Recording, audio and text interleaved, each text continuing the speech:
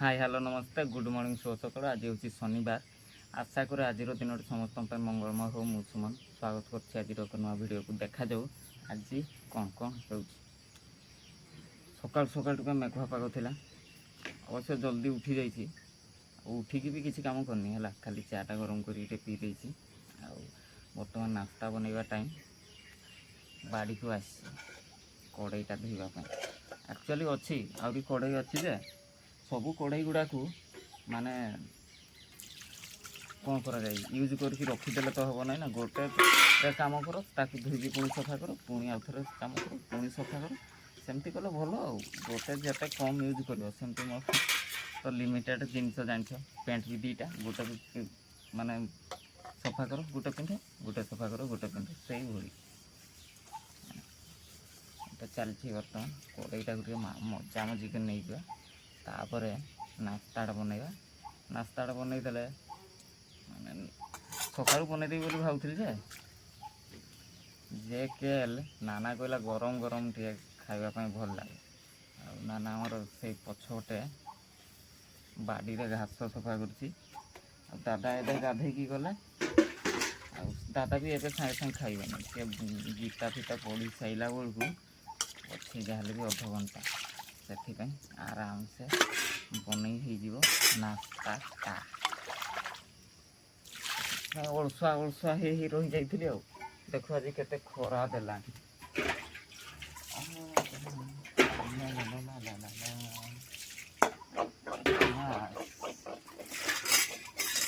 धुआ धुई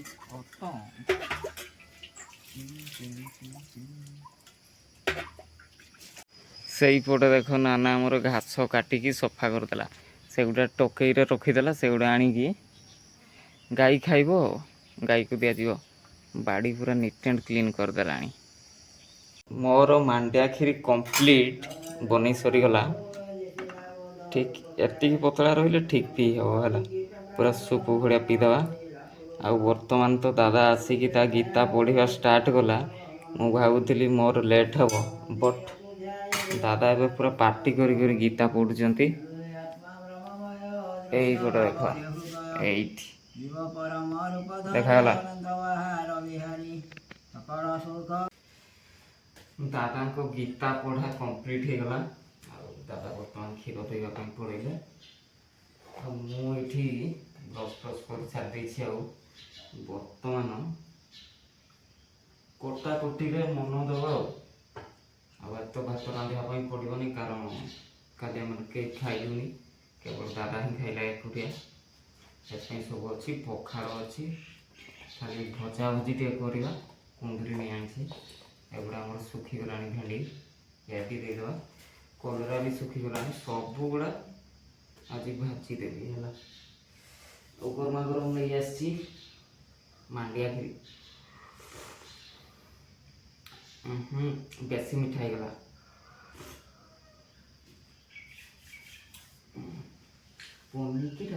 पाइली पाइली पाइली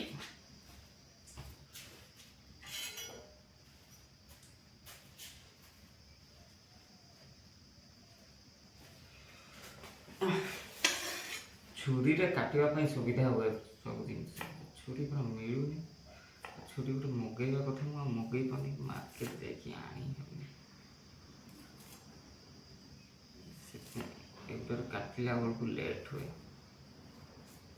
ठीक second size आसेनी हम जहाँ भी हो ना मामू ठार कणा मामू भल ना काम चलई देवा टे मु तो कुंदरी के भाजी नहीं भावुची आज बेसर देदेवी केमती दिखती जानी बट एक्सपेरिमेंट करवा नाना पड़ी टोल गच को आसिले पुणी खाई सी आज पुणी खरा आसीगला हेबनी ये हेबनी गोटे पकेट नाइफ काटापी पड़ो मत मोर कुंदुरी आलू भेंडी भजा कंप्लीट हवा उपरे माने सरीवा उपरे बास एबे खाइबा पाड़ी दादा नाना आसिले खाइला परे फीडबैक देबे भल होइछि ना नहीं बासना तो भल लागुछि हला କେମିତି ହେଇଥିବ ମୁଁ ଜାଣିପାରୁନି। ମୁଁ କେବେ ବି କୁନ୍ଦୁରି ସିଝେଇ ପାରେନି, ସେଥିପାଇଁ ଆଜି ପ୍ରଥମେ କୁନ୍ଦୁରିକୁ ସିଝେଇକି ତାପରେ ଭାଜିଛି ହେଲା। ଦେଖାଯାଉ କ'ଣ କେମିତି ଲାଗୁଛି।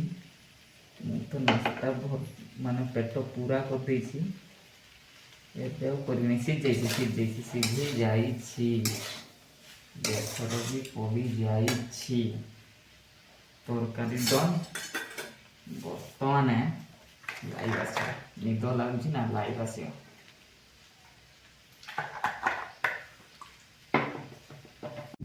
ଗୁଡ୍ ଆଫ୍ଟରନୁନ୍, ସମୟ ହେଇଗଲାଣି 1:45। ଆଉ ଗାଈ ଚରି ଚରି ଆମର କେନାଲ ସାଇଡ଼କୁ ପଳାଇ ଆସିଥିଲେ, କେନାଲ ତଳ ପୋଖରୀକୁ, ଯାହାକୁ କହୁଛନ୍ତି ଆମର ରାଜା ବନ୍ଧ। ସେତେବେଳେ ରାଜା ବନେଇ ଦେଇଥିଲେ ସେ ପୋଖରୀଟା, ମାନେ ତାଙ୍କ ଜନସାଧାରଣଙ୍କ ପାଇଁ। ସେତେବେଳେ ଜଳ ସମସ୍ୟା ଆମର ଥିଲା ତ, କିନ୍ତୁ ତାପରେ ଯେଉଁ କେନାଲଟା ଗଲା ସେଇ ପୋଖରୀ ମଝିରେ ମଝିରେ ଗଲା, ପୋଖରୀଟାକୁ ଡିଭାଇଡ଼ କରିଦେଲା। ବର୍ତ୍ତମାନ ପୋଖରୀ ପୋତି ହେଇଗଲାଣି, ଫିର୍ ବି ସେଇଠି ଘାସ ରହୁଛି, ଆଉ ସେଥିପାଇଁ ଆମ ଗାଈଟା ଖାଇବା ପାଇଁ ପଳେଇ ଆସେ। ଆଉ ଆଜି ମୋର ହୃଦୟଙ୍ଗମ ହେଲା, କିଛି କିଛି ଜଣ କହିବା ପାଇଁ ଷ୍ଟାର୍ଟ କରିଦେଲେଣି କି ଗାଈ ଗୋଟେ ତ ଚରାଉଛୁ, ଆଉ 2-3ଟା ଛେଳି ଆଣିକି ରଖିଦିଅ, ଗୋଟେ ଗାଈ ତ ଚରାଉଛୁ। ଆଉ ସେମାନେ ଗାଈ ଚରାଇବାଟାକୁ ଗୋଟେ ଛୋଟ କାମ ବୋଲି ଭାବି ସାରିଲାଣି ଆଉ ହେଲା। ଛାଡ଼, ସେ କଥା ଛାଡ଼, ସେମିତି କିଛି କଥା ନାହିଁ। ଫିର୍ ବି ମୁଁ କହିଦେଉଛି, ବାପା ବହୁତ ଥର ଚେଷ୍ଟା କରିଛନ୍ତି, ଯେତେବେଳେ ଦାଦା ନାନା ହଇରାଣ ହୁଅନ୍ତି ଗାଈ ଚରାଇବା ପାଇଁ। କାରଣ ଖରା ଏବେ ଯେମିତି ହେଉଛି, ଗୁଳୁଗୁଳି ଯେମିତି ହେଉଛି, ଆଗରୁ ବି ସେମାନେ ଚରାଉଥିଲେ, ବଟ୍ ଏବେକା ଖରା ପ୍ରବଳ ହେଉଛି ତ, ସେଥିପାଇଁ ମୁଁ ଆସୁଛି ହେଲା। ଆଉ ବହୁତ ଥର ଚେଷ୍ଟା କରିଛନ୍ତି ବାପା ଦାଦା ନାନାଙ୍କୁ, ମାନେ କ'ଣ କରିବା ପାଇଁ, କି ଗାଈଟା ବିକିଦିଅ, ତୁମେ ତ ପାରୁନ, ବୁଢ଼ା ହେଇଗଲଣି। ବଟ୍ ତାଙ୍କର ଗୋଟେ ଜିଦି କି ମାହାନ୍ତ ଘର ମାନେ ଗୋଟେ ଗାଈ ରହିବା ନିତାନ୍ତ ଆବଶ୍ୟକ, ରହିବା ଦରକାର, ଇଟ୍ସ ଆୱାର ପ୍ରାଇଡ଼୍, ସେଇଭଳିଆ ହେଲା। ଏଇଟା ଆମ ଗର୍ବ। ଆଉ ଗାଈକୁ ଆମେ ମାତା ବୋଲି ପୂଜା କରିଥାଉ, ପୂଜା କରୁ। ଆଉ ଗାଈ ଚରାଇବାଟା ଏଇଟା ଗୋଟେ ଛୋଟ କାମ ନାହିଁ, ଏଇଟା ଆମ କର୍ତ୍ତବ୍ୟ ହେବା ଦରକାର। ଗାଈ ଯେହେତୁ ରହୁଛି, ତାଠୁ ଆମେ ଯେହେତୁ କ୍ଷୀର ଦେଉଛେ ଡେଲି କି 4 ଲିଟର, ତ ଏଇଟା କର୍ତ୍ତବ୍ୟ। ଆଉ ଯେ ସମସ୍ତେ ସେମିତି ସେ ବୁଝିପାରିବେନି, ଯେ ଗାଈ ଫାଇ ରଖିନାହାନ୍ତି କି ଆମେ ଗାଈକୁ ପୂଜା କରୁ, ଦୀପାବଳି ଆମେ ଗାଈକୁ ପୂଜା କରୁ ହେଲା। ଯଦି ସେତେବେଳେ ଭଗବାନ ଗୋଟେ ଦିନ ଭଗବାନ ହେଲେ ହେବ, ଏଇଟା ଆମ କର୍ତ୍ତବ୍ୟ। ଗାଈଟା ପେଟ ପୁରାଇବ, ଆମେ ତା ପଛରେ ପଛରେ ଯିବା, ଆଉ ସେଠି ପାଠ ପଢ଼ାର କିଛି ସମ୍ପର୍କ ନାହିଁ ହେଲା। ଆଉ ମୁଁ ଯେଉଁ ଆସୁଛି ଗାଈ ଚରାଇବା ପାଇଁ, କାହା ଯଦି ଦେହକୁ ଯାଉନାହିଁ ତ ଯାଉନାହିଁ, ଆଉ ମୁଁ କ'ଣ କରିବି। ମୁଁ ଦାଦା ନାନାକୁ ସାହାଯ୍ୟ କରିପାରୁଛି, ସେମାନେ ବୁଢ଼ାବୁଢ଼ୀ ହେଇଗଲାଣି ବର୍ତ୍ତମାନ। ସେମାନେ ଯଦି ଆସନ୍ତେ, ଯେତିକି ଖରା ହେଉଛି, ଟିକେ ତାଙ୍କୁ ଥକା ଲାଗନ୍ତା, ସେଇ ହିସାବରେ ମୁଁ ଆସୁଛି। ଆଉ ଗାଈଠୁ କ୍ଷୀର ପାଉଛି, କିଛି ପ୍ରୋବ୍ଲେମ୍ ନାହିଁ। ଗାଈ ଆମର ମା', ହିନ୍ଦୁ ଧର୍ମ ଅନୁସାରେ। ଆଉ ମାଆକୁ ଯଦି ଚରେଇକି ଆମେ ନେବାଟା ଆମେ ଗୋଟେ ଛୋଟିଆ କାମ ଭାବିବା, ଯିଏ ପାଠଶାଠ ପଢ଼ିନି ସିଏ ହିଁ କେବଳ ଚରାଉଛି, ତାହେଲେ ଆମ ଚିନ୍ତାଧାରାଟା ହିଁ ଖରାପ। ସେ ଲୋକଟା ମୂର୍ଖ ନାହିଁ, ଆମେ ହିଁ ମୂର୍ଖ ହେଲା। ଏଇଟା ମୋର ଏବେ ହୃଦବୋଧ ହେଉଛି। ଠିକ୍ ଅଛି, କହିବା ଲୋକ କହିବେ, ସମସ୍ତଙ୍କ ମୁହଁରେ ସେଲୋଟେପ୍ ମାରି ହେବନି, କାରଣ ମୋ ପାଖରେ ପଇସା ପତ୍ର ନାହିଁ ସେଲୋଟେପ୍ ମାରିବା ପାଇଁ। ଯାଇଥିଲି ହାଟକୁ, ମିଳିଲାନି କିଛି। ଦାଦା ବର୍ତ୍ତମାନ ମ୍ୟାଗି ଖାଇ ହେଇଯିବ ଖୁସି। ଦାଦା କହିଥିଲା ଟିକେ ପକୁଡ଼ି ଫକୁଡ଼ି ଆଣିବୁ, ଯେହେତୁ ଆଜି ଆମର ସାପ୍ତାହିକ ହାଟ ଥିଲା। କେଉଁଠି? ମଇଦାନ ଖେଲ। ଆମର ଏଇଠି ଲୋକମାନଙ୍କର ଭାଉ ପ୍ରବଳ, ଯେଉଁ ପକୁଡ଼ି ଛଣାଛୁଣି ଯେଉଁ ଦୋକାନୀମାନେ କରନ୍ତି, 6:30 ହେଇଯିବା ସତ୍ତ୍ୱେ ସେମାନେ ତାଙ୍କ କଡ଼େଇରେ ପକୁଡ଼ି ପଡ଼ିନଥିଲା। କେତେବେଳେ ଯେ ତାଙ୍କର କରନ୍ତି, କେତେବେଳେ କଷ୍ଟମର ଆସନ୍ତି, ସେଇଟା ତାଙ୍କୁ ଜଣା। ଘୁରି ଘୁରାକି ପଳେଇ ଆସିଲି। ଆସିଲା ବେଳକୁ ମ୍ୟାଗି ଟିକେ ନେଇ ଆସିଥିଲି। ଆଜି ଇଭିନିଂ ସ୍ନାକ୍ସରେ କିଛି ନଥିଲା ତ। ଭଲ ଲାଗୁଛି ତ ଭାଇ? ଲାଗୁଛି।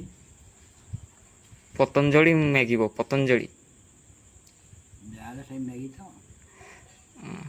ଦାଦା ମଣ୍ଡେ ମଣ୍ଡେ ଭାବୁଥିବ ଛୁଆ ଭୁଲେଇବା ପାଇଁ ମ୍ୟାଗି ଆଣାଯାଏ, ଇଏ ବୁଢ଼ାକୁ ବି ଭୁଲେଇ ଦେଉଛି। ସିମେଇ ଗୋଟେ ଆଣିବା କଥା, ସିମେଇ ବି ପାଇଲିନି, ଭିଡ଼ ଥିଲା ଦୋକାନ। ତାପରେ ମୁଁ ଭାବିଲି ଗାଈ ଫାଇ ପ୍ୟାକ୍ କରିଥିବ ନା ନାହିଁ, ଦେଖିଲା ବେଳେ ଗାଈ ପ୍ୟାକ୍ କରିଦେଇଥିଲା। ସେଇପଟୁ କିଏ ଭୋଗେଇକି ଆଣିଲା ଗାଈ? ଘୁରି ଘୁରି ଆଣିଲୁ? ଓହୋ, ସିଆଡ଼େ ମୋଟୁ ବନ୍ଧା ହେଇଛି, ପେଁ ପେଁ କଲାଣି। ଆମେ ଏଠି ବସିକି ଖାଇଦେଉଛୁ ତ, ଟିକେ ରଖିଦେଇଥିବୁ। ହାଁ, ସମୟ ହେଇଗଲାଣି 10:46। ସେପଟେ ନାନା ତାର ବେଡ଼ ବିଛେଇଲାଣି, ସିଏ ତଳେ ଶୁଛି ଅଣ୍ଟା ସିଧା ହେବ ବୋଲି ହେଲା। ଆଉ ଦାଦା ବି ଶୋଇ ପଡ଼ିବା କଥା, ବଟ୍ ଆଜି ଖିଆପିଆ ଟିକେ ଲେଟ୍ ହେଲା। ବର୍ତ୍ତମାନ ସେ ଟିଭି ଦେଖିବା କଥା ଦେଖୁଥିଲା। ବାହାରେ ଘିଡ଼ଘାଟ ବର୍ଷା ପବନ ଆସିଗଲା ତ ସେଥିପାଇଁ ବାଧ୍ୟ ହୋଇକି ବସିଛି। ନିଦ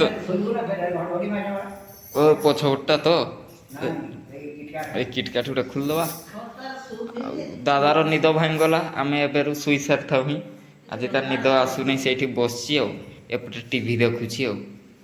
ନାନା ପାଟି କଲା, ଟିଭି ଦେଖୁଥିଲା ସେ ଭିତରେ ଥିଲା ଜାଣିପାରୁନଥିଲା ବାହାରେ ବିଜୁଳି ଫିଜୁଳି ମାରୁଛି ବୋଲି। ପାଟି କଲା ବେଳକୁ ଚୁପଚାପ ହେଇକି କାନ ମୁଣ୍ଡ ଆଉଁସିକି ବସିଛି ଆଉ।